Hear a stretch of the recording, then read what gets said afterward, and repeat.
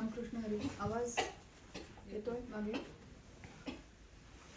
नमनाचे श्लोक म्हणूया आणि सुरुवात करू.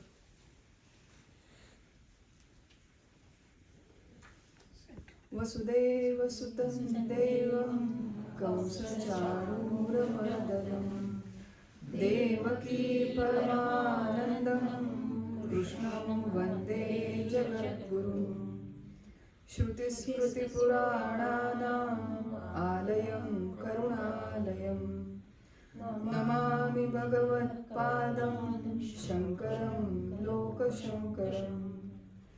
शङ्करं शङ्कराचार्यं केशवं बादरायणं सूत्रभाष्यकृतं वन्दे भगवन्तौ पुनः पुनः. ब्रह्मानन्दं परमसुखदं केवलं ज्ञानमूर्तिं द्वन्द्वातीतं गगनसदृशं तत्त्वमस्यादिलक्ष्यम् एकं नित्यं विमलमचलं सर्वधी साक्षिभूतं भावातीतं त्रिगुणरहितं सद्गुरुं तं नमामि. गोपाल कृष्ण भगवान की जय. श्री सद्गुरुनाथ महाराज की जय.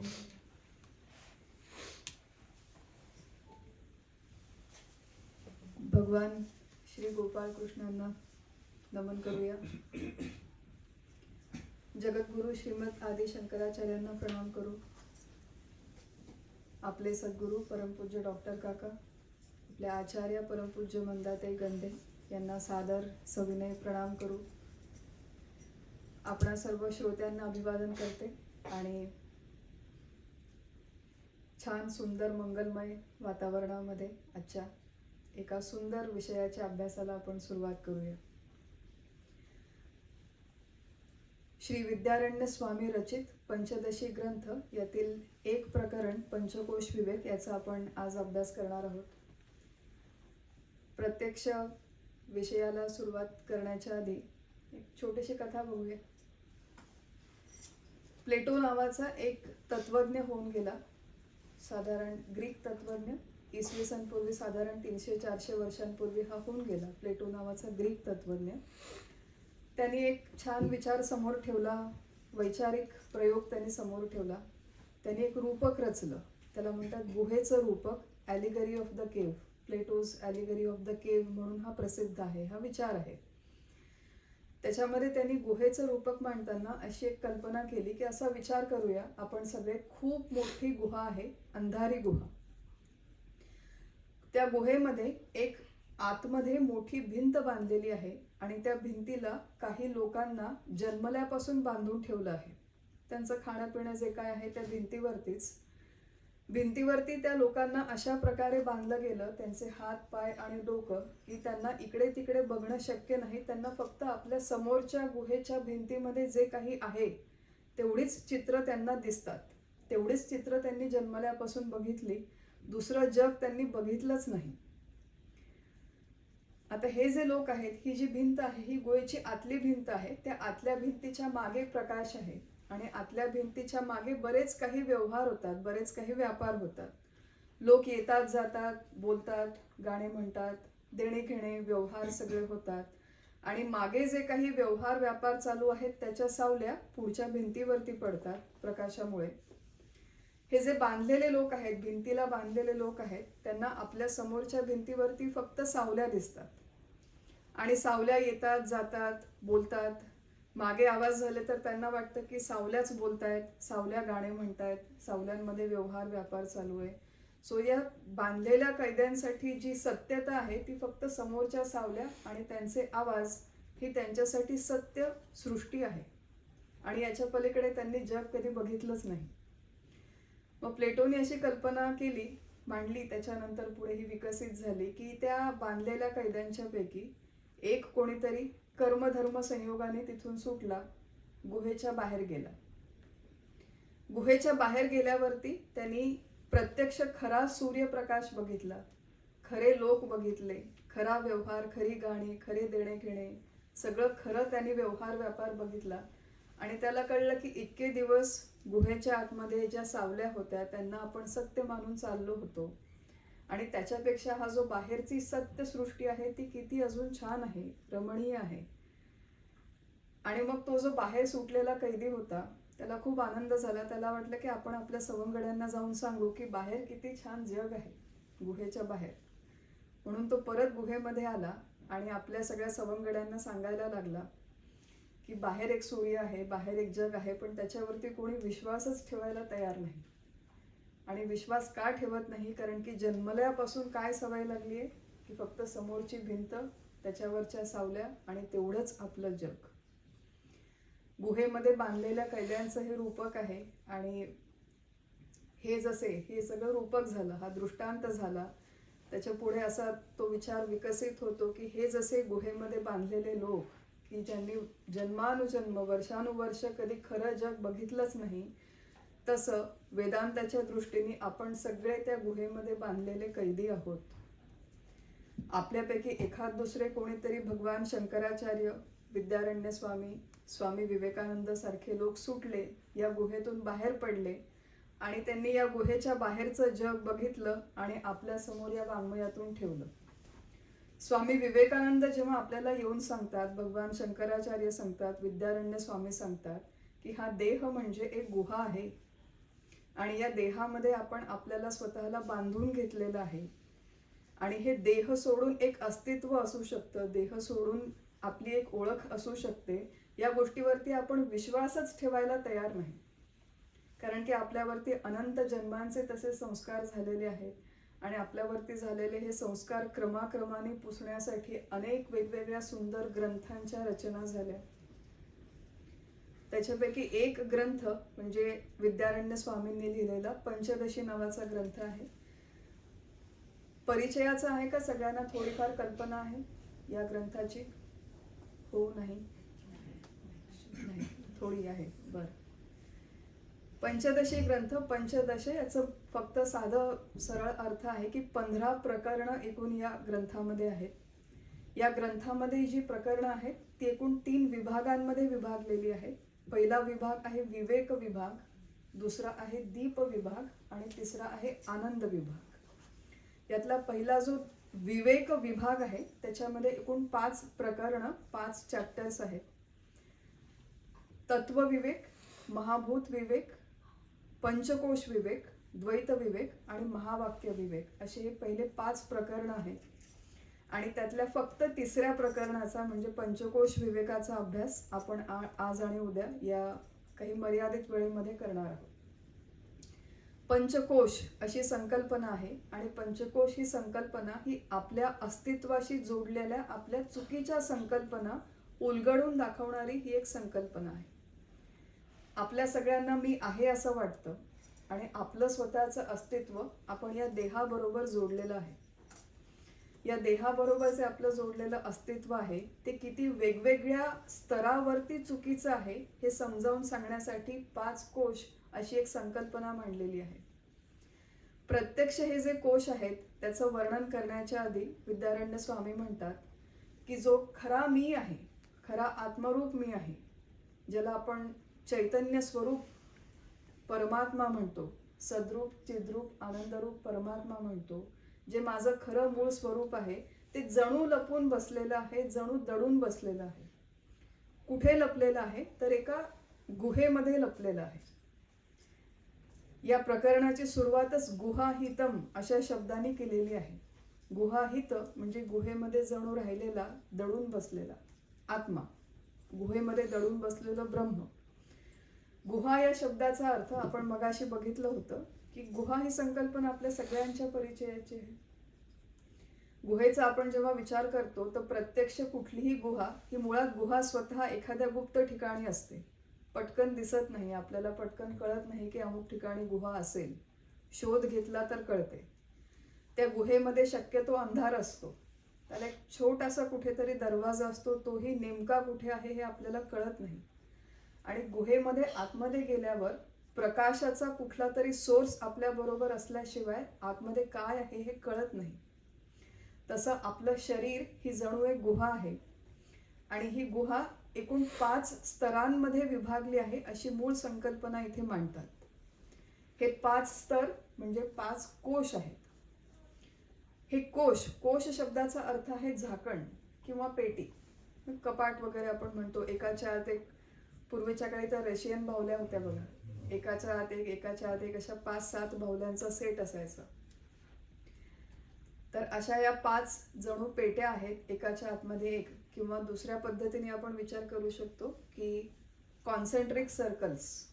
जर आपण 5 कॉन्सेंट्रिक सर्कल्सचा विचार केला तर सगळ्यात बाहेरचं सगळ्यात मोठं सर्कल, सगळ्यात स्थूल जो भाग आहे आपल्या देहामधला, तो आहे अन्नमय कोश. आधी आपण 5 कोशांची नावं बघूया आणि मग हळूहळू एकेकाचा विचार करूया.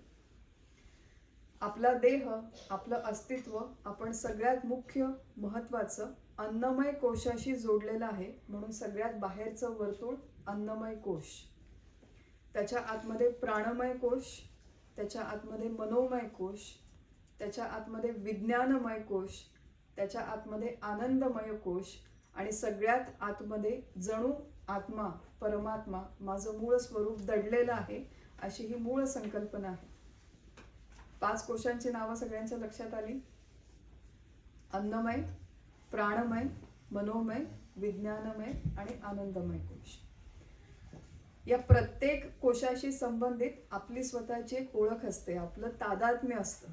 आपण याला चिकटलेलो असतो, आपण स्वतःला आयडेंटिफाय करतो आणि आपण स्वतःला या वेगवेगळ्या स्तरांवरती तादात्म्य पावलेलो आहोत. आपली ही ओळख बनलेली आहे.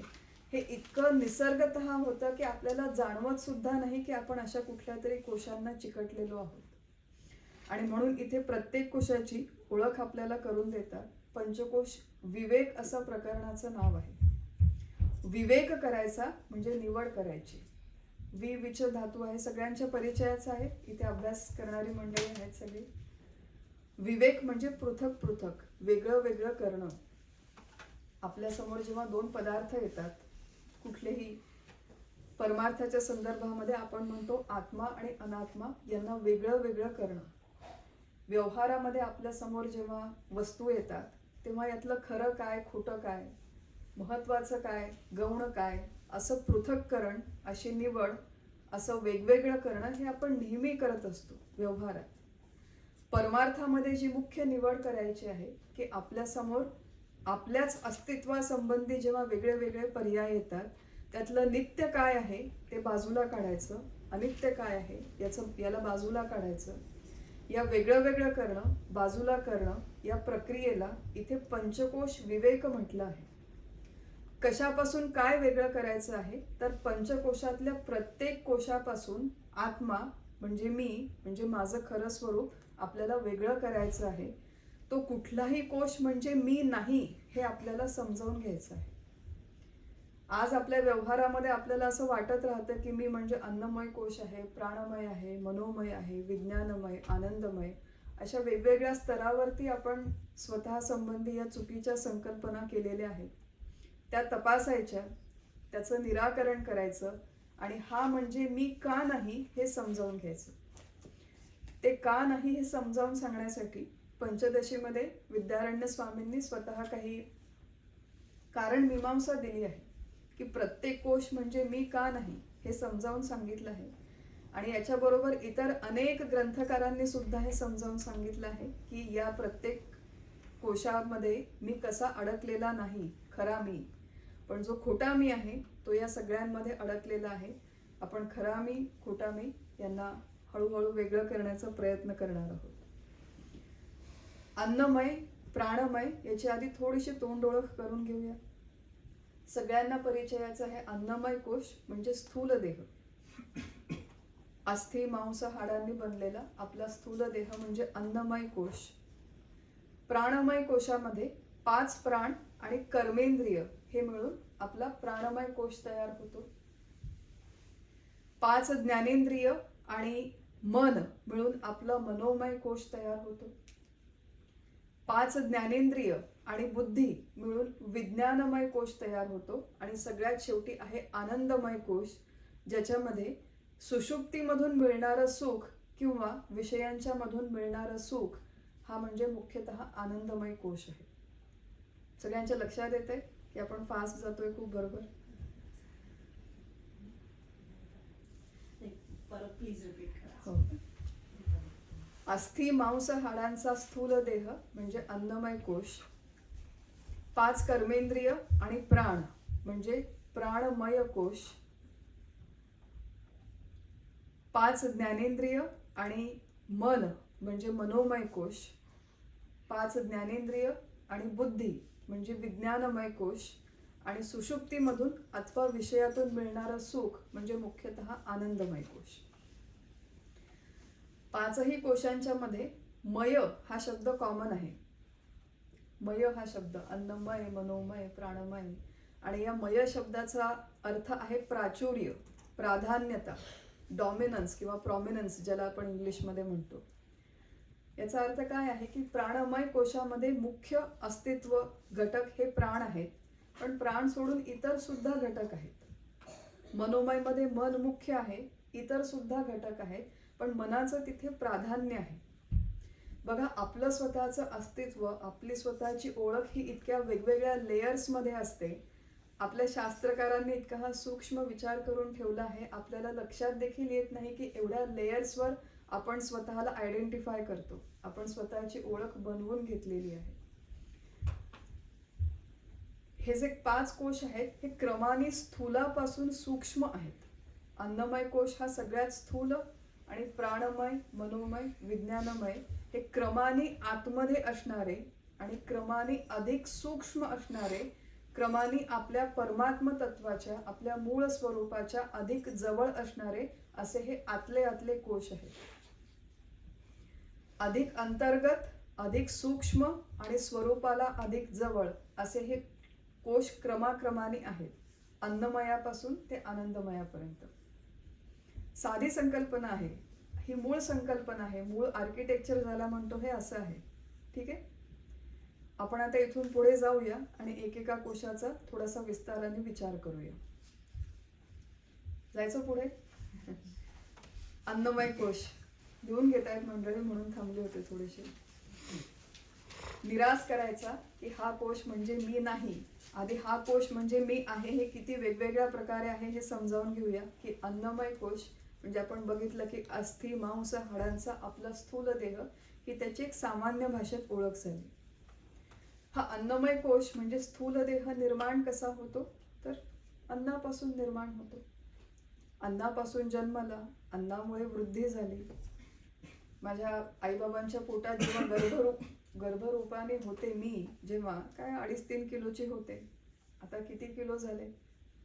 आणि मग ही सगळी ॲडिशन कशामुळे झाली, तर ही मुख्यतः अन्नामुळे या स्थूल देहामध्ये वृद्धी झाली आणि आता हा 50-60 किलोचा देह निर्माण झालेला आहे, स्थूल देह.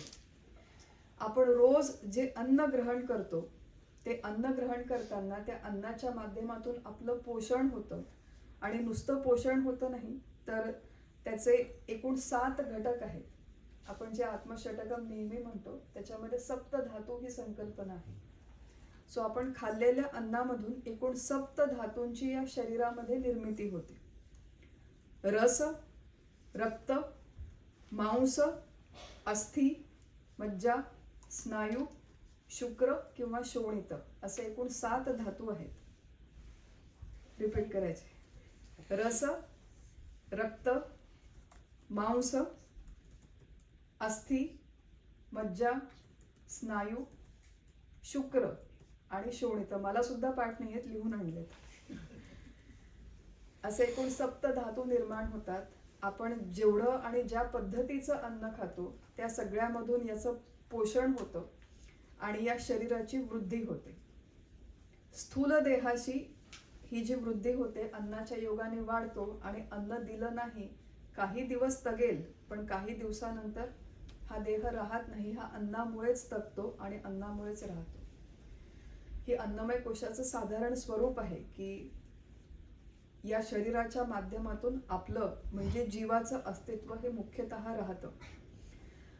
बहुतांश जगातले लोक, 7 बिलियन काहीतरी जगाची लोकसंख्या आहे, अजूनही असू शकते, बहुतांश लोक हे अन्नमय कोश म्हणजे मी, स्थूल देह मी असं समजणारे लोक आहेत, याच्याशी स्वतःला आयडेंटिफाय करणारे लोक आहेत.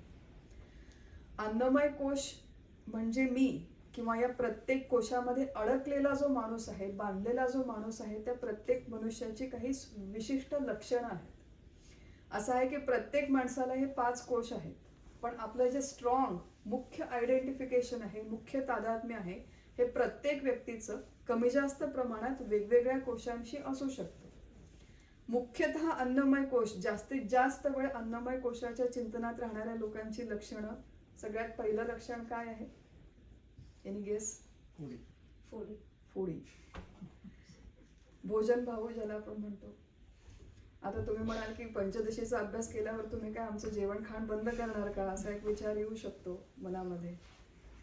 असं आहे की जेवण खाण बंद करायला इथे सांगत नाही. जेवण खाणपिण्याचं जे आपलं अनावश्यक चिंतन सुरू असतं, ते अनावश्यक चिंतन आणि त्याच्यामध्ये आपल्या जीवनाचा, आपल्या आयुष्याचा किती वेळ आपण घालवतो का वापरतो, हा आपलं आपण ठरवायचं. व्यवस्थित चांगलं जेवण असावं. आपल्याकडे अन्न हे पूर्ण ब्रह्म म्हटलेलं आहे. व्यवस्थित ते अन्न ग्रहण करावं, पण त्याचं जेव्हा चिंतन होतं, हैदराबादची प्रसिद्ध काय आहे? हैदराबादची बिर्याणी, पुण्याचा वडापाव, कोल्हापूरचा मिसळपाव, गुजरातची दाबेली, माहिती आहे की नाही मंडळी? राजस्थानची दाल बाटी, पंजाबचे छोले भटुरे खाल्लेच पाहिजे. तिथे गेलो आणि आमच्या हैदराबादला येऊन जर बिर्याणी खाल्ली नाही तर लोकांना आपली ट्रिप इनकम्प्लीट आहे असं वाटतं. खावे पदार्थ, सगळ्याची चव घ्यावी, घरी बनवावे, परंतु रिकामा वेळ मिळाला की कुकरीचे शोज बघायचे. बरं, स्वयंपाकही करावा चांगला, त्याच्यातही काही वाद नाही, पण आपण किती चर्चा करतो. आमच्याकडे स्वयंपाकात गूळ लागतो, आम्हाला गूळ अजिबात चालत नाही. ओलं नारळ पाहिजे, दाण्याचं कूट हवा, कोथिंबीर. असे काही मंडळी आहेत, मला माहिती आहे की कोथिंबीर आपण निवडून कापल्याच्या नंतर ती जर आधीच टाकली आमटीमध्ये, भाजीमध्ये, तर ती सॉगी होते. आम्हाला तशी चालत नाही, आम्ही खात नाही असं. आम्हाला ती फ्रेश वरून टाकलेली हिरवीगार कोथिंबीर पाहिजे. असं आपलं हे जे गाडं सकाळी उठल्यापासून रात्री झोपेपर्यंत सुरू होतं, अन्नाचं बनवणं, अन्नाचं चिंतन, ते वर्षानुवर्ष, दिवसेनुदिवस संपत नाही. आणि असं जो अनावश्यक अखंड चिंतन करतो, तो अन्नमय कोशामध्ये अडकलेला माणूस असतो. हे त्याचं पहिलं चिन्ह आहे, पहिलं लक्षण आहे. दुसरं लक्षण आहे की आपल्या स्थूल देहाच्या दिसण्याबद्दल अनावश्यक विचार करणं. माझी उंची, माझी जाडी, माझे केस, माझं प्रेझेंटेशन, हे सगळ्या गोष्टी. आता परत ह्याच्यामध्ये एक विवेक आहे. विवेक म्हणजे बॅलन्स आहे, संतुलन आहे. आपण इथे बसलेले सगळे लोक प्रापंचिक आहोत, गृहस्थाश्रमी आहोत. आपण सगळ्यांनी आपल्या ऑफिसला जाताना, लग्न कार्याला जाताना नीटनेटकं दिसणं, प्रेझेंटेबल असणं अपेक्षित आहे, आवश्यक आहे. पण या दिसण्याचा जेव्हा अनावश्यक विचार होतो 24 तास, म्हणजे लग्नाला जाताना मी कशी दिसते हा विचार केला तर आपण समजू शकतो, पण प्रवचनाला आणि अभ्यास वर्गाला जाताना मी कशी दिसते? मागच्या अभ्यास वर्गात मी हीच साडी घातली, परत हीच घातली, तर लोक काय म्हणतील? ताईंच्याकडे दुसऱ्या साड्या नाही, होते की तेच साड्या घालतो. असं आपलं अखंड मी कशी दिसते याच्यावरती. बरं, हे मोठ्या माणसांचं नुसतं नाही, तर आता या ज्या गोष्टी आहेत या घराघरांमधून इतक्या पसरलेल्या आहेत की याचे विकृत परिणाम पुढच्या पिढीवर, लहान मुलांवर होताना दिसतात. मध्ये पेपरमध्ये आम्ही बातमी वाचली होती की लहान टॉडलर जी मुलं आहेत, बेबी, 3 वर्षांपासून makeup products, skin care products कुठल्या तरी एका कंपनीने काढले आहेत, एका मोठ्या इन्फ्लुएन्सरने. आणि त्या 3 वर्षांच्या मुलांना अमुक स्किन, काय म्हणतात त्याला, फेस पॅक लावा वगैरे, त्याच्या ॲडव्हर्टिजमेंट्स. लहान 8 वर्षाच्या मुली, 11 वर्षाच्या मुली, की ज्यांना त्या वयामध्ये हे शब्दसुद्धा माहिती असण्याची आवश्यकता नाही, तर त्यांच्याच वयाचे 10-11चे मुलं, 10-11 वर्षांची मुलं सोशल इन्फ्लुएन्सर होतात. या नको असलेल्या संकल्पना मुलांच्या डोक्यामध्ये भरतात आणि मग दिवसभर चर्चा फक्त मेकअप, दिसणं, दंभ, दिखावा. आणि या सगळ्या गोष्टींचा जेव्हा आपण बाउंड्री क्रॉस करतो, हा मनुष्य अन्नमय कोशामध्ये अडकलेला मनुष्य आहे.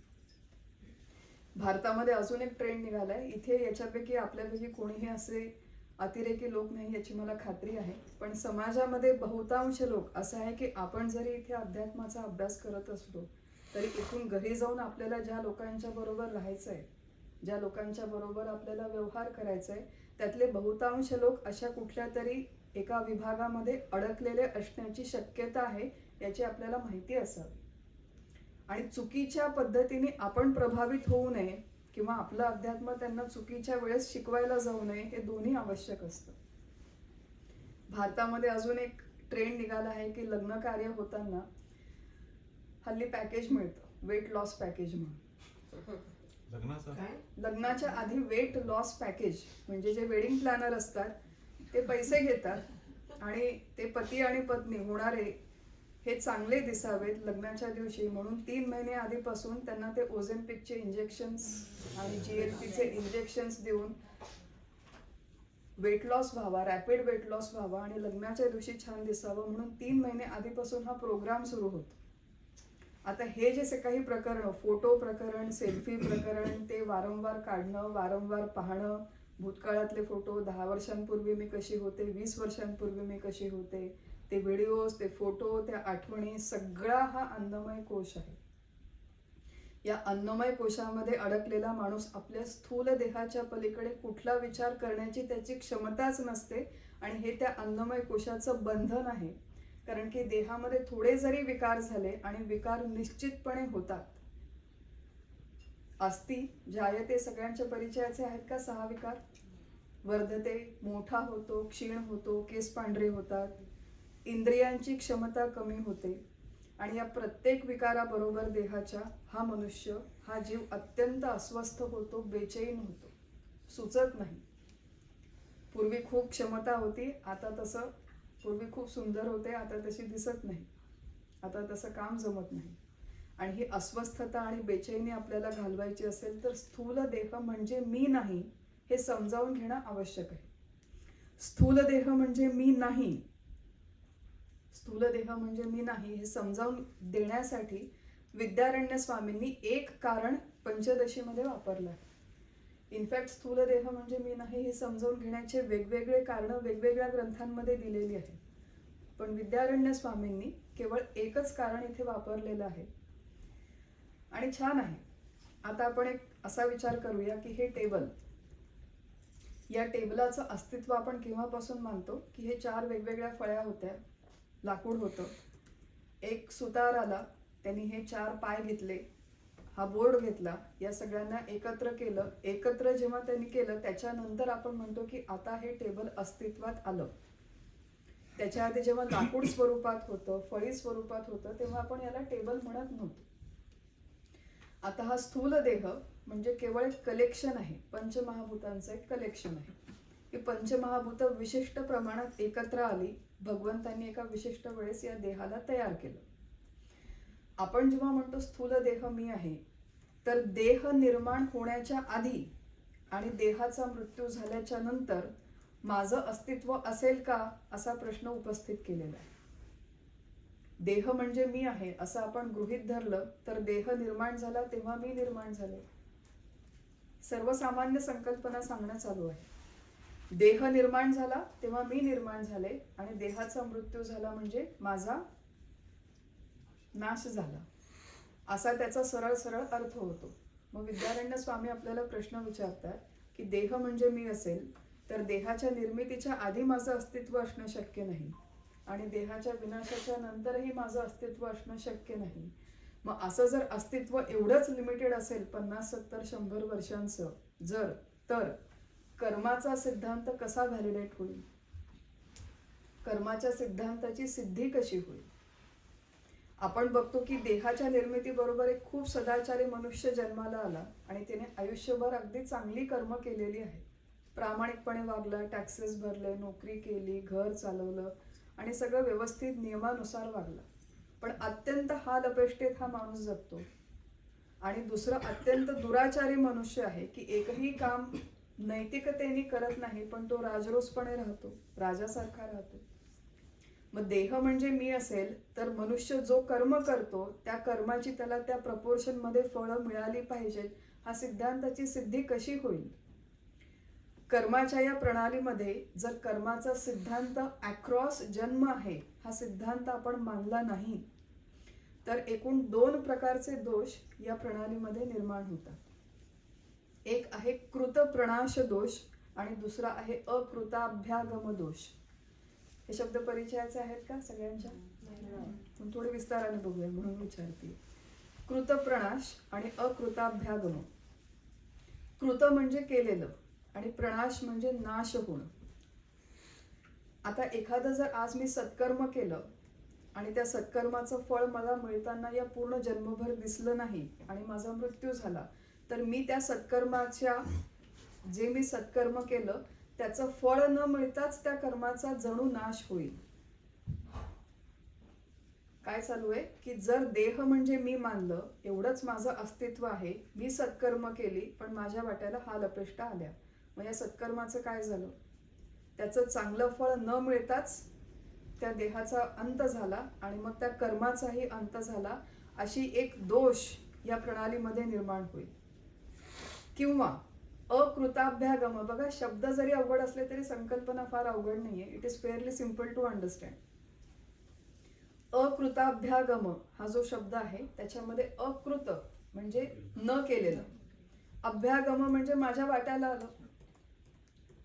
जे मी केलेलं नाही ते सगळं माझ्या वाट्याला आलं, की मी एकही वाईट कर्म केलं नाही पण माझ्या वाट्याला हाल अपेष्टा आल्या, किंवा मी एकही सत्कर्म केलं नाही या जन्मात पण तरी माझ्या वाट्याला सगळे राजभोग आले. मग जे केलं नाही मी या जन्मात ते माझ्या वाट्याला आलं, याची संगती कशी लावणार? आणि जे केलं त्याचं फळ वाट्याला आलं नाही त्याची तरी संगती कशी लावणार? या दोन्ही संगती लावणं शक्य नाही जोपर्यंत आपण मी, माझं अस्तित्व हे केवळ एका देहापुरतं मर्यादित नाही. भगवद्गीतेचा जर आपण अभ्यास केला असेल तर आपल्या लक्षात येईल की वासांसी जीर्णानि यथा विहाय. परिचयाचा आहे का श्लोक सगळ्यांच्या? की जशी आपण ही वस्त्र बदलतो रोज, तसा हा जीवात्मा म्हणजे या देहामध्ये राहणारा जीव हा 50, 70, 100 वर्ष एका देहात राहतो. तो देह बदलून दुसरीकडे, तो देह बदलून तिसरीकडे, असा तो जन्म मृत्यूच्या फेऱ्यांमध्ये फिरत राहतो. जोपर्यंत तो जीव या देहाला मी देह आहे असं समजतो तोपर्यंत तो वेगवेगळे देह धारण करत राहतो. त्यामुळे कुठल्याही जीवाचं अस्तित्व हे एका देहापुरतं मर्यादित नाही. आपलं काय चालू आहे? अन्नमय कोशाचा निरास आपला चालू आहे. अन्नमय कोश म्हणजे स्थूल देह मी नाही, हे कसं नाही हे समजावून घेणं चालू आहे. लक्षात येत आहे की अजून परत रिपीट करायचंय? सो अन्नमय कोश म्हणजे मी नाही, स्थूल देह मी नाही, कारण की तसा मी असेल तर कर्माचा सिद्धांताची सिद्धी होणार नाही. आणि म्हणून अन्नमय कोश म्हणजे मी नाही, हे पहिलं कारण आहे. हे जे विद्यारण्य स्वामींनी पंचदशीमध्ये दिलेलं आहे. याच्याशिवाय त्याची वेगवेगळी कारणं वेगवेगळ्या ग्रंथकारांनी दुसऱ्या ग्रंथांमध्ये दिलेली आहेत. त्यापैकी एक कारण आपण बघू. एक कारण असं आहे की हा देह म्हणजे केवळ अवयवांचं कलेक्शन आहे. भगवान शंकराचार्यांनी सांगितलं अवयवांचं कलेक्शन आहे. आता जर आपण अवयव म्हणजे मी किंवा देह म्हणजे मी मानलं तर त्या कलेक्शन मधला नेमका कुठला पार्ट म्हणजे मी आहे असा एक प्रश्न त्यांनी उपस्थित केलाय. म्हणजे हा माझा उजवा हात आहे, हा माझा डावा हात आहे. आता हे कसं लॉजिकल आर्ग्युमेंट्स आहेत फक्त. हे शास्त्रकारांची ही पद्धत आहे आपल्याला पटवून देण्याची. मग उजव्या हातातली मी वेगळी आहे आणि डाव्या हातातली मी वेगळी आहे असं आपल्याला वाटतं का? उजवा पाय, डावा पाय, इकडे सगळे 4 ठिकाणी मी विभागलेली आहे असं मला वाटतं का? हो नाही. मग मी म्हणून जी संकल्पना आहे ती अखंड संकल्पना आहे. त्याच्यामध्ये भाग नाही, त्याच्यामध्ये खंड नाही, त्याच्यामध्ये डिफरन्सेस नाही. जो मी आहे तो मी एकच आहे. परंतु देह जो आहे त्या देहामध्ये वेगवेगळे खंड आहेत, देहामध्ये वेगवेगळे अवयव आहेत. देहामधले अवयव कमी जास्त होऊ शकतात, पण देहामधला हात तुटला म्हणजे मी तुटले असं मला वाटतं का? आपण काय म्हणतो? माझा हात तुटला. हात तुटला तरी मी शिल्लक आहे. किंवा आता 100% मी होते आणि आता मी 80% राहिले हात गेला म्हणून, असं आपल्याला वाटतं का? हात जरी गेला तरी मी 100%च आहे. म्हणून हे आपल्याला वेगवेगळ्या पद्धतीने समजावून सांगणं चालू आहे की हा स्थूल देह म्हणजे केवळ अवयवांचं कलेक्शन आहे, पंचमहाभूतांचं कलेक्शन आहे.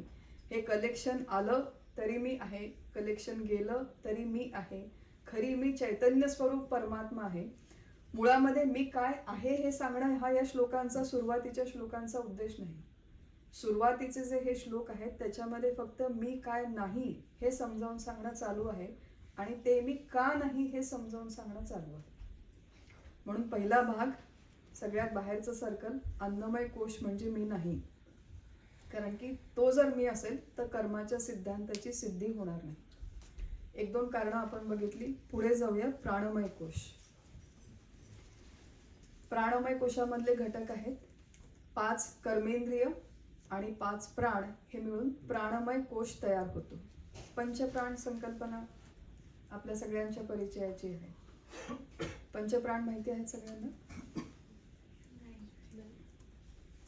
येऊया आपण त्याच्याकडे. 5 कर्मेंद्रिय सगळ्यांच्या परिचयाची आहेत. 5 कर्मेंद्रिय आपण आत्मषटकम जर म्हटलं असेल, आत्ताच छान मुलीने त्या गोड आवाजात म्हटलं आहे. वाक, पाणी, पाद, उपस्थ आणि पायू. वाक म्हणजे वाणी, पाणी म्हणजे हात, पाय, उपस्थ आणि पायू जननेंद्रिय आणि गुदद्वार. हे 5 आपली कर्मेंद्रिय आहेत, ज्याच्या थ्रू आपण काम करतो, ज्याच्या थ्रू आपण कर्म करतो. ही 5 कर्मेंद्रिय आणि 5 प्राण मिळून प्राणमय कोश तयार होतो. या प्राणमय कोशाचं मुख्य स्वरूप आणि कार्य आहे की शरीराच्या सगळ्या हालचालींना, स्थूल देहाच्या सगळ्या हालचालींना ऊर्जा पुरवणं आणि शक्ती पुरवणं. केवळ स्थूल देहामध्ये हालचाल होते म्हणजे हात हलतो, पाय हलतो असं नाही, तर आपल्या शरीराच्या आतमध्ये देखील अनेक हालचाली होतात ज्या आपल्याला दिसत नाहीत, ज्या आपल्याला कळत नाही. आणि या प्रत्येक हालचालीसाठी ऊर्जा लागते, शक्ती लागते आणि ती ऊर्जा आणि शक्ती पुरवण्याचं काम हा प्राणमय कोश करतो. एकूण 5 प्राण आहेत. त्यांची आपण नावं ऐकून घेऊया, त्यांचं कार्य समजावून घेऊया. थोडंसं फास्ट बोलते मी. जर स्लो बोलले लिहून घ्यायचं म्हणून तर वेळ लागेल खूप, आपलं होणार नाही. नंतर मग रेकॉर्डिंग ऐकताना तुम्ही डिटेल्स लिहून घ्या सगळे. एकूण 5 प्राण आहेत. प्राण, अपान, उदान, समान आणि व्यान असे एकूण 5 प्राण आहेत. नैवेद्य दाखवताना आपण नेहमी म्हणतो ओम प्राणाय स्वाहा. हे जे आहेत हे एकूण आपले 5 प्राण आहेत. या प्रत्येक प्राणाला शरीरामध्ये एक कार्य दिलेलं आहे, स्पेसिफिक ड्युटी अलोकेटेड. प्राणाचं कार्य आहे श्वास आणि उच्छ्वास घेणं. बघा, हे आपल्याला आपल्या शास्त्रकारांनी करून ठेवलेली ही सिस्टीम आहे की श्वास घेताना आणि श्वास सोडताना जी शक्ती आणि ऊर्जा लागते ती या प्राण नावाच्या प्राणाद्वारे दिली जाते. अपानाचं कार्य आहे उत्सर्जन करणं, मलमूत्र उत्सर्जन किंवा आपला घाम, पस वगैरे जो निघतो त्या उत्सर्जनासाठी जी शक्ती लागते ती अपान वायूद्वारे दिली जाते. व्यानाचं काम आहे रक्ताभिसरण करणं. संपूर्ण शरीरामध्ये रक्ताचं अभिसरण होण्यासाठी जी शक्ती लागते ती व्यानाद्वारे दिली जाते. उदान वायूचं कार्य आहे उलट्या होणं. उलट्या होताना सुद्धा शक्ती लागते आपल्याला, उचकी येते, फुंकतो आपण. छोट्या छोट्या या ज्या प्रक्रिया आहेत त्याच्यासाठी लागणारी ऊर्जा ही उदान वायूद्वारे दिली जाते.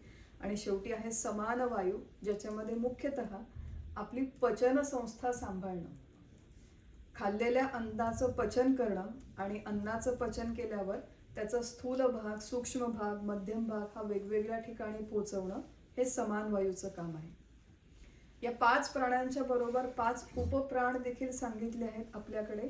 नाग, कूर्म, कृकल, देवदत्त आणि धनंजय. अभ्यास करून आलेले आहेत एक जण. पण हे जे 5 उपप्राण आहेत त्या 5 उपप्राणांना देखील ड्युटीज अलोकेटेड आहेत आपल्या शरीरामध्ये.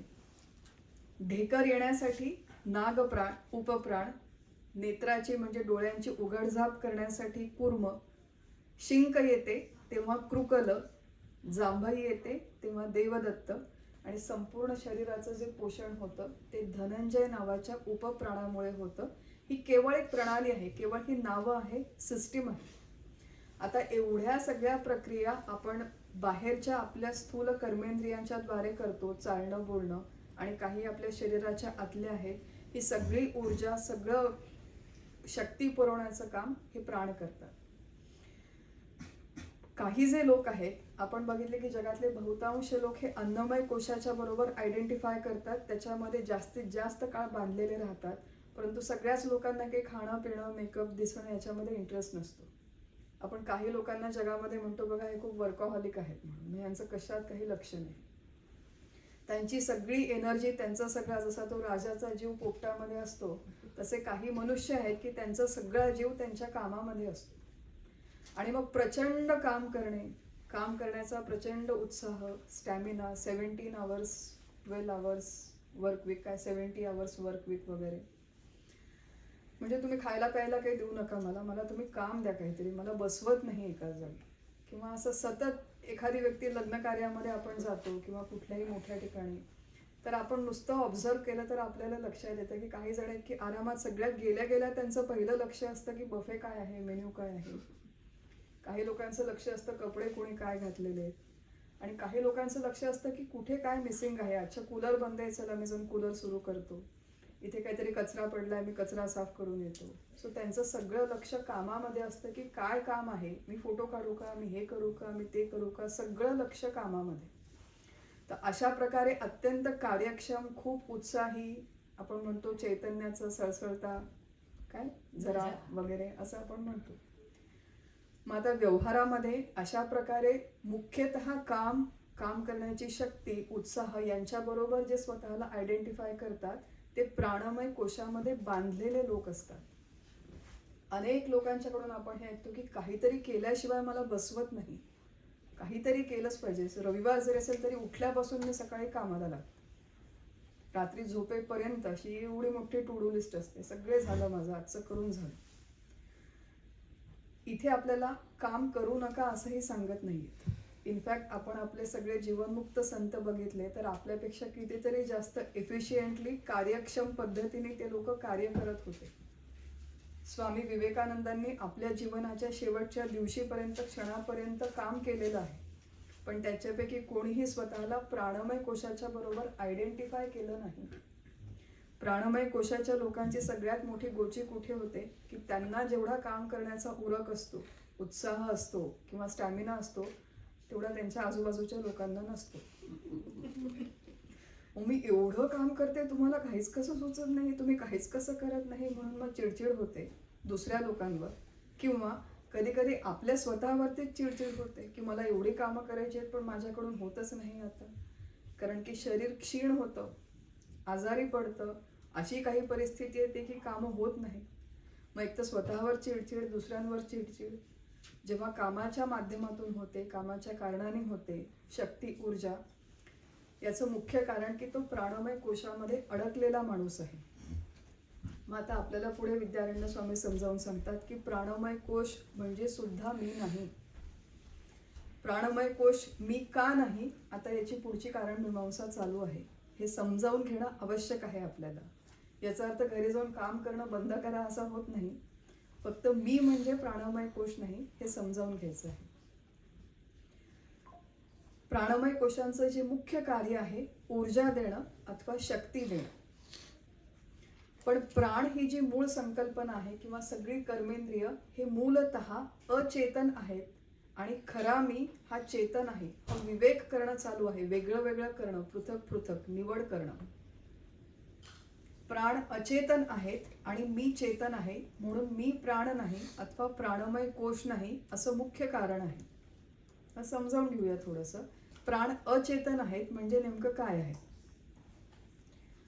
चेतन आणि अचेतन हे शब्द सगळ्यांच्या परिचयाचे आहेत.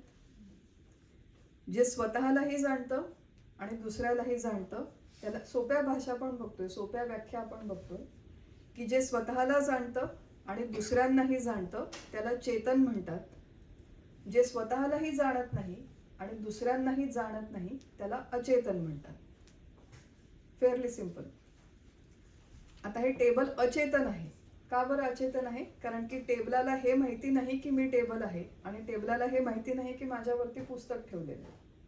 पण मी चेतन आहे कारण की मला माहिती आहे की मी देह आहे, मी स्त्री आहे, आणि मला माहिती आहे की हे टेबल आहे, म्हणून मी चेतन आणि हा टेबल अचेतन, असं आपण आपल्या मनामध्ये, डोक्यामध्ये डिस्टिंक्शन करून ठेवलेलं आहे. प्राण या घटकाचा जेव्हा आपण इंडिपेंडेंटली विचार करतो तेव्हा प्राणांना हे माहिती नाही की माझ्यामुळे आता याला शिंका येते, मी जांभई देण्यासाठी त्याला आता शक्ती पुरवतो, मी याच्या शरीरामध्ये रक्ताभिसरण करतो, मी अपान आहे, मी उदान आहे, मी समान आहे, यातली एकही गोष्ट प्राणांना स्वतःच्या बद्दल माहिती नाही. ही ज्याला माहिती आहे त्यांनी ही नावं दिलेली आहेत, पण प्राणांना स्वतःबद्दल ही माहिती नाही. म्हणून प्राण अचेतन आहेत. हा सगळ्यात पहिला घटक, सगळ्यात पहिली बाब. हे लक्षात घेणं का आवश्यक आहे की बऱ्याचदा जेव्हा मनुष्याचा मृत्यू होतो, आपण म्हणतो त्यांचं प्राणोत्क्रमण झालं म्हणून त्यांचा मृत्यू झाला. हे बरोबर आहे. On one sense, on one level this is fine की तो मृत्यू होतो तेव्हा त्याचे प्राण जातात, उदान वायू जातो वगैरे. पण मृत्यू ही संकल्पना वेदांत शास्त्राच्या दृष्टीने जीव आहे तोपर्यंत जिवंत आणि जीव गेला की मृत्यू. त्यामुळे जन्म आणि मृत्यू हे जीवाशी जोडलेले आहेत. प्राण हा त्यातला पेरिफेरल घटक आहे. मुख्य घटक जो आहे जिवंत असणं आणि मृत्यू, त्याच्यामधला जो मुख्य घटक आहे तो आहे जीव. जीव आहे तोपर्यंत जिवंत आणि जीव गेला की मृत्यू. जीव जातो तेव्हा त्याच्या बरोबर प्राण जातो. पण प्राण गेल्यामुळे मृत्यू नाही तर जीव गेल्यामुळे मृत्यू आहे, ही संकल्पना आपण आधी लक्षात ठेवायची. मग आता हे जे प्राण अचेतन आहेत, एक वेगळी कठोपनिषदामध्ये श्रुती येते, छान श्रुती आहे. न प्राणेन न अपानेन मर्त्यो जीवती कश्चन. समजावून सांगितलेलं आहे आपल्याला, आपल्या श्रुती, आपल्या उपनिषदांनी समजावून सांगितलेले की मर्त्य जीव म्हणजे ज्या जीवाचा मृत्यू होणार आहे तो न प्राणेन न अपानेन, तो प्राणांमुळेही जिवंत राहत नाही आणि तो अपानामुळेही जिवंत राहत नाही. मग हा जीव कशामुळे जिवंत राहतो तर पुढे उपनिषदांच्या मध्ये म्हटलंय इतरेण तू जीवंती. एक असा वेगळा कुठला तरी घटक आहे की ज्याच्यामुळे हा शरीर, ज्याच्यामुळे हा जीव जिवंत राहतो. यस्मिन एतौ उपाश्रितो. आपण काय आहे, कशामुळे हे प्राण काम करतात, कशाच्या अधिष्ठानावर हे प्राण काम करतात, तो घटक आपण नंतर समजावून घेणार आहोत. आता फक्त प्राण म्हणजे मी का नाही हे समजावून घेणं चालू आहे. तर पहिला एकच भाग की प्राण अचेतन आहे हे समजावून घेण्यासाठी इथे की न प्राणेन न अपानेन, या प्राण आणि अपानामुळे चेतनत्व जीवाला नाही आणि प्राण आणि अपानामुळे आपलं अस्तित्व देखील नाही. हे केवळ 5 अचेतन घटक आहेत ज्यांना एकत्र केलेलं आहे कोणीतरी एका चेतन घटकाने वेगळ्या. एक उदाहरण दिलेलं आहे की आता हे घर आहे फॉर एक्झाम्पल. या घरामध्ये 4 भिंती आणि 4 खिडक्या आहेत. 4 भिंती या अचेतन आहेत आणि 4 खिडक्या सुद्धा अचेतन आहेत. आता अचेतन 4 भिंती आणि अचेतन 4 खिडक्या या आपोआप ऑटोमॅटिकली एकत्र आल्या का? त्यांना एकत्र आणणारा एक चेतन घटक कोणीतरी वेगळा होता ज्यांनी या 4 खिडक्या आणि दारं यांना एकत्र आणलं.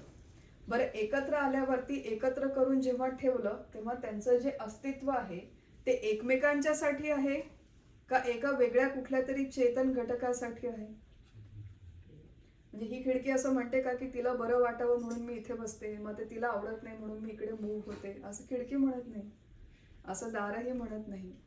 त्यामुळे सगळे अचेतन घटक जेव्हा एकत्र येतात कुठेही जगामध्ये ते एकमेकांच्यासाठी येत नाही, एकमेकांच्या माध्यमातून सुद्धा येत नाही, एकमेकांच्या कारणाने एकत्र राहत देखील नाही. या अचेतन घटकांना एकत्र आणणारा, अचेतन घटकांना एकत्र ठेवणारा आणि अचेतन घटकांचा एकत्र उपयोग करणारा किंवा उपभोग घेणारा नेहमी कोणीतरी चेतन घटक असणं आवश्यक आहे. तसं आपले 5 प्राण अचेतन आहेत, 5 कर्मेंद्रिय अचेतन आहेत, 5 उपप्राण अचेतन आहेत. या प्राण, उपप्राण, कर्मेंद्रिय या सगळ्या घटकांना एकत्र आणणारा, एकत्र ठेवणारा, एकत्रितपणे त्यांचा उपयोग करणारा, एकत्रितपणे त्यांचा उपभोग करणारा चेतन म्हणून एक वेगळं तत्व कोणीतरी आहे. म्हणून प्राणमय कोश म्हणजे मी नाही, अशी ही सगळी कारण मीमांसा आहे जी विद्यारण्य स्वामींनी दिलेली आहे. की मी प्राणमय कोश का नाही, कारण की त्यांचं काम कारमध्ये बघा. अजून एक उदाहरण बघू. कार अचेतन आहे पण कार बाय इटसेल्फ चालत नाही, त्याच्यामध्ये पेट्रोल घालणं आवश्यक आहे किंवा डिझेल किंवा बॅटरी. ती पेट्रोल, डिझेल आणि बॅटरी यांचं काय काम आहे की फक्त कारला ऊर्जा पुरवणं, शक्ती देणं. त्यामुळे कार हे यंत्र, पेट्रोलमुळे ऊर्जा, पण कारमध्ये पेट्रोल घालणारा कोणीतरी एक चेतन घटक वेगळा आहे आणि पेट्रोल घालून कार चालवणारा, आता तुम्ही म्हणाल आमच्याकडे सेल्फ ड्रायव्हिंग कार्स आहेत. सेल्फ ड्रायव्हिंग कार जरी असल्या तरी सेल्फ ड्रायव्हिंग कार डिझाईन करणारा चेतन होता. त्या कारने स्वतःला डिझाईन नाही केलं. त्याचा उपभोग करणारा, उपयोग करणारा कोणीतरी चेतन माणूस आहे. त्यामुळे हे जे घटक आहेत, जसं पेट्रोलचं काम फक्त ऊर्जा पुरवणं आहे, तसं प्राणांचं काम फक्त ऊर्जा पुरवणं आहे. म्हणून प्राणमय कोश म्हणजे मी नाही, कारण की मी कोणीतरी चेतन आहे. मी अचेतन आहे असं आपल्याला वाटतं का? नाही. मी चेतन आहे म्हणून प्राणमय कोश म्हणजे मी नाही, हे समजून घ्यायचं, हे स्वतः बुद्धीला पटवून घ्यायचं. आता आपण इथे जे काम करतोय तो फक्त श्रवणाचं काम आहे. आपण ऐकून समजावून घेतोय. पण या समजलेल्या संकल्पनांचा घरी गेल्यावर रिकाम्या वेळात येता जाता वारंवार याचं मनन व्हावं लागतं. का अन्नमय कोश म्हणजे मी नाही? माझ्या स्वतःच्या संदर्भात मी नेमकी कुठे अडकलेली आहे, कुठे बांधलेली आहे, कशामुळे मी अस्वस्थ होते? अन्नमय कोशामध्ये कमी जास्त झालं तेव्हा मी बेचैन होते. प्राणमय कोशामध्ये डिस्टर्बन्स आला माझ्या कामामध्ये, माझ्या काम करण्याच्या पद्धतीमध्ये, तेव्हा मी डिस्टर्ब होते. मी नेमकी कुठे हलते? बऱ्याचदा होतं, पंचदशीचा अभ्यास करताना बघितलेलं आहे की अशा प्रकारे अभ्यास करताना आपल्याला ही कोशामध्ये अडकलेल्या माणसांची लक्षणं कळतात. मग आपण घरी जातो, एखाद्या पार्टीमध्ये जातो, मग आपण असं की बघा तो किती अन्नमय कोशात अडकलेला आहे, ती किती प्राणमय कोशात अडकलेली आहे, तो किती मनोमय कोशात. सगळं आपण पूर्ण दुनियेचं परीक्षण करत बसतो. दुनियेचं परीक्षण करू नये किंवा केलं तरी ऑब्जेक्टिव्हली करावं. मुळात हा सगळा विचार स्वतःसाठी चालू आहे की मी कुठे अडकलेली आहे, मी कुठे बांधलेली आहे. अन्नमय कोश, प्राणमय कोश, तिसरा आहे मनोमय कोश. मनोमय कोशाचा जेव्हा आपण विचार करतो तेव्हा त्याच्यामध्ये मुख्यतः मन आणि 5 ज्ञानेंद्रिय हे मिळून मनोमय कोश तयार होतो. हे त्याचं मुख्य स्वरूप आहे. मन ही संकल्पना अंतःकरणाचा एक भाग आहे आणि अंतःकरण ही संकल्पना सगळ्यांची स्पष्ट आहे का? कारण की नसेल तर सांगा. त्याच्या पुढचा जो सगळा विषय आहे हा त्याच्यावरती अवलंबून आहे. आपल्याला ते स्पष्ट करणं आणि स्पष्ट होणं आवश्यक आहे. आपल्या शरीर, आपलं हे जे स्थूल शरीर आहे त्याच्या आतमध्ये एक सूक्ष्म शरीर आहे, अशी एक मांडणी आहे. Again just a system. त्याच्यामध्ये अंतःकरण नावाचा, करण शब्दाचा अर्थ आहे इंद्रिय आणि अंतः शब्दाचा अर्थ आहे आतलं. आतलं इंद्रिय म्हणजे अंतःकरण. आपल्या सगळ्यांच्या म्हणजे जे जे कोणी चेतन आहेत, जे जे कोणी सेन्शियंट आहेत, त्या सगळ्यांच्या आतमध्ये अंतःकरण असतं असं वेदांत शास्त्र सांगतं. आतलं इंद्रिय, अंतःकरण म्हणजे आतलं इंद्रिय. हे अंतःकरण 4 वेगवेगळ्या पद्धतीने कार्य करतं आणि ज्या पद्धतीने हे अंतःकरण कार्य करतं त्यानुसार त्याची नावं बदलतात. अंतःकरण जेव्हा संकल्प विकल्प करतं तेव्हा त्याला मन म्हणतात. अंतःकरण जेव्हा निर्णय किंवा निश्चय करतं तेव्हा त्याला बुद्धी म्हणतात. अंतःकरण जेव्हा अवधारण करतं म्हणजे एखादी गोष्ट घट्ट पकडून ठेवतं तेव्हा त्याला चित्त म्हणतात.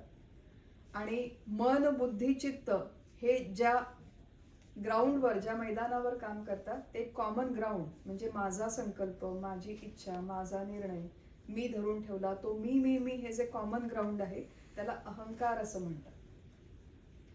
एक फार महत्वाची गोष्ट आहे, जसं व्यवहारात बघा की व्यक्ती एकच असते पण त्याला कधी आई म्हणतात, कधी पत्नी म्हणतात, कधी स्त्री म्हणतात, की ज्या प्रकारचं आपण कार्य करतो त्याप्रमाणे आपलं टायटल बदलतं ज्या दिवशी आपण जे काम करतो. पण व्यक्ती एकच असते. तसं अंतःकरण एकच आहे पण त्याचं कार्य बदललं की त्याचं नाव बदलतं. आपण उदाहरण बघूया म्हणजे लक्षात येईल. असं आहे की आपल्याला वेदांत शास्त्रामध्ये, परमार्थ शास्त्रामध्ये प्रगती करायची असेल, पुढचं शास्त्र समजावून घ्यायचं असेल तर या मूलभूत संकल्पना आहेत या क्रिस्टल क्लिअर असणं आवश्यक आहे. आपल्याला झोपेतून उठून जरी कोणी विचारलं अंतःकरण म्हणजे काय तरी आपल्याला सांगता आलं पाहिजे. आणि त्यांना जरी सांगता आलं नाही तरी आपल्याला आपल्यापुरतं स्पष्ट पाहिजे की अंतःकरण म्हणजे काय आहे. आतलं इंद्रिय संकल्प विकल्प करतो. चहा मी घेतला नाहीये मगाशी म्हणून इथे बोलायला सुरुवात केली, पण डोक्यामध्ये काय विचार आहे, आता कधी एकदा हा 1 तास संपतो आणि मी काय, पण आता 1 तासाने तिथे उरलाय की नाही काय माहिती, बहुतेक लोकांनी घेऊन टाकला, संपला तर काय. आणि आता यांना कसं म्हणायचं की आता तुम्ही उठून परत करा चहा, सगळे इथे कामाला बसले आणि कॉफी प्यावीशी वाटते. कॉफी पिऊ का नको, चहाच पिऊ. म्हणजे एकीकडे बोलणं चालू आहे, आपलं मन कसं असतं बघा, की बाहेर आपण शरीराने एखादी कृती करतो आणि मनामध्ये संकल्प विकल्प वेगळेच काहीतरी चालू असतात. संकल्प म्हणजे काहीतरी हवं आणि जे हवं त्याच्यामध्ये वेगवेगळे ऑप्शन्स जेव्हा निर्माण होतात, हे करू ते करू, असं घेऊ तसं घेऊ, असं असेल का, तसं मिळेल का, हे सगळे झाले विकल्प. मनामध्ये जोपर्यंत अशा प्रकार, अंतःकरणामध्ये जोपर्यंत अशा प्रकारचे संकल्प आणि विकल्प निर्माण होतात, अंतःकरणाच्या त्या वृत्तीला मन असं म्हणतात. हे आपण का समजावून घेतोय, कारण की पुढे कोशांमध्ये हा महत्वाचा विचार आहे. मनोमय कोशामध्ये मन मुख्य आहे, संकल्प विकल्प करणार. मग असे अनेक वेळ संकल्प झाले, 55 मिनिटं झाले, 5च मिनिट राहिले, आता 5 मिनिट झाले की मला नक्की चहा, असं बाहेर मागे चालू आहे बॅकग्राऊंड, की आता मला नक्की चहा 5 मिनिटांनी मिळणार की नाही, मिळेल. निर्णय झाला, निश्चय झाला. अंतःकरणाच्या या निश्चय निर्णय करण्याच्या वृत्तीला बुद्धी असं म्हणतात. की आता बुद्धीने निश्चय केला की मला नक्की चहा मिळणार, आणि बुद्धीने निश्चय केल्याच्या नंतर हा जो निश्चय आहे की जोपर्यंत प्रत्यक्ष चहा मिळत नाही, प्रत्यक्ष आपण तो भोग भोगत नाही, तोपर्यंत आपण तो विचार पकडून ठेवतो की आता 5 मिनिटांनी चहा, 7 मिनिटांनी चहा, तो गरम पाहिजे, त्याच्यात आलं घातलेलं पाहिजे, मला चहा मिळणार, अशी आपली मागे तुणतुणं सुरू असतं. बाहेर कामं चालू आहेत पण मागे तुणतुणं सुरू असतं असं काहीतरी. बऱ्याचदा आपण एखादं गाणं ऐकतो, ते गाणं ऐकल्यावरती ती गाण्याची ओळ अशी मनामध्ये घुमत राहते वारंवार. आपण किती प्रयत्न केला तरी ते जातच नाही मनातलं. हे जे पकडून ठेवणं आहे, या घट्ट पकडणाऱ्या वृत्तीला चित्त असं म्हणतात. माझा संकल्प, माझी इच्छा, माझा निर्णय मी पकडून ठेवला, हे सगळं ज्या ग्राउंडवरती होतं त्या ग्राउंडला अहंकार असं म्हणतात. हे झालं अंतःकरण. आणि याच्यातला जो सगळ्यात पहिला घटक आहे मन, ते मन आणि 5 ज्ञानेंद्रिय मिळून मनोमय कोश तयार होतो. या मनोमय कोशाचं मुख्य काम आहे की मनुष्याच्या आतमध्ये मी आणि माझे ही भावना निर्माण करणे. मी देह आहे आणि माझ्या आजूबाजूला जेवढे काही लोक आहेत किंवा वस्तू आहेत त्या माझ्या आहेत. आपल्या सगळ्यांना वाटतं की नाही, असं आहे की जो जो स्थूल देहापासून आपण आतमध्ये जातो, प्राणमय कोश, मनोमय कोश, तो ते कोश, त्यांचं स्वरूप आणि त्यांचं कार्य हे सूक्ष्म होत जातं. आपण बघितलं होतं स्थूलापासून सूक्ष्माकडे. आज जे आपल्याला वाटतं मी म्हणजे देह आहे, हा फोन माझा आहे, हा टॅब माझा आहे, घर माझं आहे, नोकरी माझी आहे, बँक बॅलन्स माझा आहे, हे जे माझं माझं माझं वाटणं आहे, हे ते मनोमय कोशाचं मुख्य स्वरूप आहे, मुख्य लक्षण आहे. मनोमय कोशामध्ये जो माणूस अडकलेला असतो, बांधलेला असतो, त्याचं मुख्य लक्षण हे आहे की अनेक प्रकारच्या इच्छा, अनेक प्रकारच्या, असं ज्याला म्हणतो इच्छांचं वादळ, संकल्प, हवं हवं हवं, नको नको नको. केवळ हवं याला इच्छा म्हणत नाहीत. मला एखादी गोष्ट नको असं जेव्हा आपल्याला तीव्रतेने वाटतं, त्या नको असणं याला सुद्धा इच्छाच म्हणतात. कामाद्य असा शब्द वापरलेला आहे इथे. कामाद्य म्हणजे काम इत्यादी अनेक प्रकारच्या इच्छा, वासना, तृष्णा, मला हे हवं, माझ्यासाठी हे चांगलं आहे, हा जो सतत आपल्या मनामध्ये भाव निर्माण होतो, तो मनोमय कोशामुळे निर्माण होतो. मनोमय कोशामध्ये अडकलेला जो माणूस असतो, त्याचा बहुतांश विचार हा फक्त आय, मी, मायसेल्फ याच्या भोवती घुटमळत असतो. सकाळी उठल्यापासून रात्री झोपेपर्यंत आपण परीक्षण करावं. व्यवहारापुरतं आपल्याला मी माझं वाटणं आवश्यक आहे, अपेक्षित सुद्धा आहे. पण जेव्हा आपण त्याच्याबद्दल ऑब्सेस होतो, माझा मुलगा, अशा कितीतरी मला भगिनी माहिती आहेत भारतामध्ये, इथे पण असतील, पण मुलगा आता परदेशी गेला, शिक्षणाला गेला, तो जाऊन 2 वर्ष झाली, 3 वर्ष झाली, तो तिथे सुखात त्याचं मजेमध्ये शिक्षण जे काय आहे चालू आहे, काम पडलं की फोन करतो, पैसे पाहिजे वगैरे वगैरे.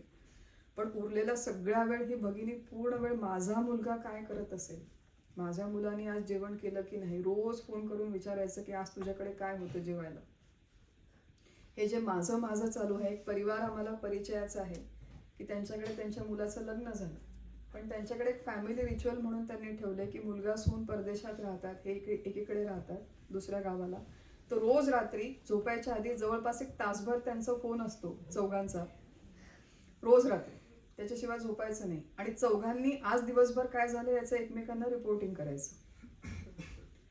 आता हे एका दृष्टीने आवश्यक आहे, कारण की फॅमिली बॉन्डिंग आजकाल एका परिवारातले लोक वेगवेगळ्या ठिकाणी राहतात आणि खूप डिस्कनेक्टेड आहोत, त्यामुळे एक माहिती असणं या दृष्टीने असे फोन करणं, अधूनमधून सांगणं, यात चुकीचं काही नाहीये. हा प्रेमाचा विषय, आस्थेचा विषय. पण जेव्हा आज फोन झाला नाही, आज यांनी आला कसा नाही, फोन आला पण हा बोलला का नाही, याला काय झालं असेल माझ्या मुलाला, हे जेव्हा विचार आपण 24 तास करत बसतो, याचा अर्थ आपण मनोमय कोशामध्ये अडकलेलो आहोत, कारण की आपण माझे लोक, माझ्या वस्तू याच्याबद्दल 24 तास विचार करत बसतो. मनोमय कोशाचं अजून एक लक्षण आहे, ते म्हणजे मनोरंजनाचे कार्यक्रम अत्यंत प्रिय असतात. एंटरटेनमेंट.